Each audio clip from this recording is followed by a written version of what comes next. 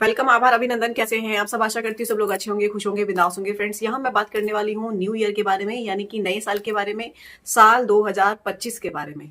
Friends देखिए, हर साल हम कुछ नए चैलेंजेस फेस करते हैं, कुछ नई चीजें हमारे जीवन में आती हैं, कुछ को हम पीछे छोड़ते हैं, कुछ को हम कैरी फॉरवर्ड करते हैं, कुछ को हम बिल्कुल त्याग देते हैं और कुछ चीजों को हम आगे लेकर चलते हैं। हम बहुत सारे अपने जो है टास्क, अपने गोल फिक्स करते हैं कि नए साल के बाद मैं ये करने वाला हूँ, नए साल के बाद मैं ये करने वाला हूँ, कि इस आने वाले साल में मैं ये करूंगी और इस आने वाले साल में मैं ये करूंगी। लेकिन होता कुछ भी नहीं है, लास्ट में जाके टाई टाई फिश हो जाती है। बहुत सारे गोल हम रेडी करते हैं कि इस साल में मुझे ये करना है, इस साल में मुझे ये करना है। तो ऐसी चीजों से हम कैसे छुटकारा पाए, कि हम उन चीजों को कैसे फुलफिल करें, जो भी हम सोच रहे हैं, जो भी हम प्लानिंग कर रहे हैं कि भाई आने वाले साल में मुझे ये टास्क कंप्लीट करना है। किसी को वेट गेन करना है, किसी को वेट लूज करना है, किसी को एजुकेशन गेन करनी है, किसी को जॉब सर्च करनी है, किसी को शादी करनी है, किसी को बच्चे चाहिए।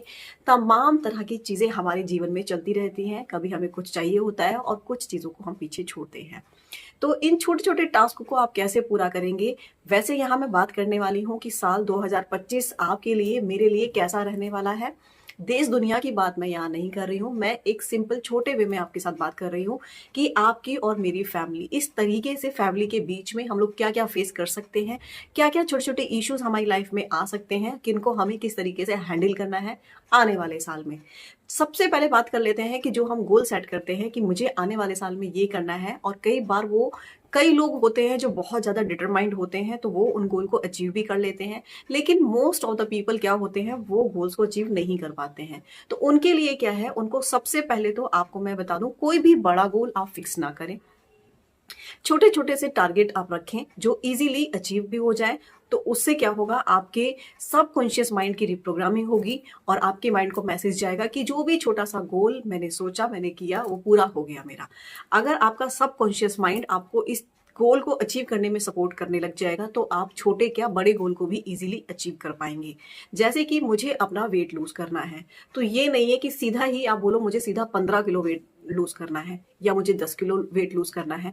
अगर आपको वेट लूज करना है तो आप सबसे पहले आपकी बिगिनिंग क्या करेंगे, आप अपनी डाइट पे कंट्रोल करेंगे, आप वॉक या एक्सरसाइज स्टार्ट करेंगे।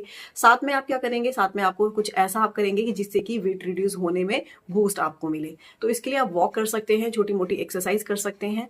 बट ये एकदम से ही कि मेरे पास तो टाइम नहीं है, आपके इतने कितने भी आपका बिजी शेड्यूल क्यों ना हो, उसमें से 5 मिनट टू 10 मिनट्स आप इजीली आपके पास अवेलेबल हो जाता है। लेकिन हम उसको जो है अपने फोन वॉच करने में या दूसरी चीजों में उसको स्पेंड कर देते हैं।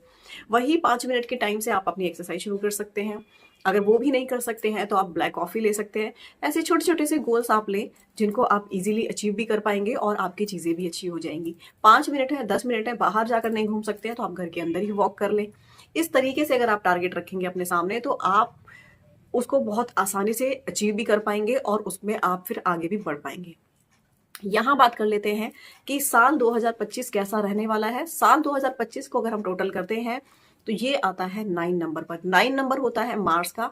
मार्स किस चीज का कारक होता है? मार्स कारक होता है हमारी बॉडी में बह रहे ब्लड का, हमारे मसल्स का, हमारी स्ट्रेंथ का, हमारी पावर का। जो हमारे अंदर स्ट्रेंथन होती है, जिस चीज से हम स्ट्रेंथन होते हैं या जो हमें पावरफुल बनाता है या हमारी एक शौर्य को दिखाता है, ये कारक होते हैं मंगल के। को प्रिकॉशंस रखनी किस चीज की है? पुलिस बल, सेना, किसी भी चीज का इसका भी कारक मंगल ही माना जाता है। तो इसमें जो है आने वाले टाइम में होगा क्या, ये अकॉर्डिंग टू न्यूमरोलॉजी 2025 साल जो है मंगल से रूल होने वाला है, यानी कि मार्स का साल होने वाला है। तो इसमें छोटी सी बात पे बहुत ज्यादा डिस्प्यूट्स हो सकते हैं, घर में मजाक करते करते लड़ाई झगड़े हो सकते हैं, हस्बैंड वाइफ के झगड़े बहुत ज्यादा हो सकते हैं। इस साल में ज्यादा से ज्यादा एक्सीडेंट्स हो सकते हैं, खून बहने जैसी चीजें बहुत ज्यादा होंगी, ब्लड क्लोटिंग्स बहुत ज्यादा होंगी, हार्ट अटैक, ब्रेन हेमरेज, इस टाइप की बीमारीज बहुत ज्यादा हो सकती हैं। तो इन और घर में छोटी छोटी सी चीजों पे डिस्प्यूट्स हो सकते हैं, भाई भाई को मार सकता है। इस तरीके की चीजें हस्बैंड वाइफ में इतने ज्यादा झगड़े हो सकते हैं कि वो झगड़ा रूम से निकलकर बाहर रोड पर आ सकता है।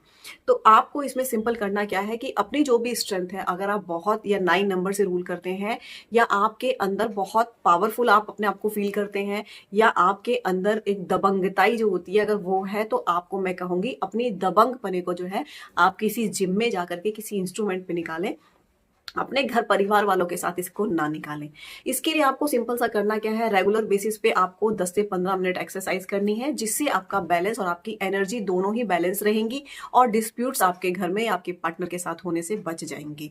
तो इन छोटी छोटी सी चीजों का आपको बहुत ज्यादा ध्यान रखना है। साल 2025 में घर परिवार में कोई भी बात हो रही है, कोई भी चीज हो रही है, तो एक जना बोल रहा है तो एक जना चुप होकर सुन ले।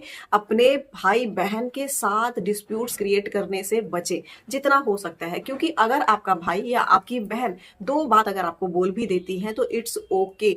कोई बहुत बड़ा बिग डील नहीं है कि आप उसको फेस नहीं कर सकते, आप उसको झेल नहीं सकते, नॉट लाइक दैट। ऐसा बिहेवियर ना रखें और अपने घर परिवार में प्यार के साथ रहें। इसी के साथ हम शुरू करते हैं कि आने वाला साल 2025 कैसा रहने वाला है। किस नया साल नई उम्मीदें और नए सपनों के साथ हमारे जीवन में इसका आगमन होने ही वाला है, क्योंकि साल 2024 का ये लास्ट मंथ है। हमारे जीवन में नई दिशाएं होती हैं और हर साल की तरह साल 2025 भी हमें अनगिनत मौके और संघर्षों का मौका दे सकता है। कई बार लोगों के जीवन में संघर्ष आते हैं, कई बार लोगों के जीवन में बहुत कुछ अच्छा भी होता है और बहुत कुछ बुरा भी होता है। ये अप टू दैट इस तरीके से होता है जैसे कोई जैसे कर्म करता है उसको फल भी उसी के अनुसार मिलते हैं। आपने जैसा बोया होगा वैसा ही आप काटेंगे, क्योंकि अगर आपने बबूल को बोया है तो फूल तो आपको मिलने वाले नहीं है, ना ही फल मिलने वाले हैं, तो आप बबूल ही काटेंगे। ये इजी बिल्कुल उसी तरीके की सिंपल बात है कि आपने अगर आम का पेड़ बोया है तो you will be definitely get the mangoes from that tree.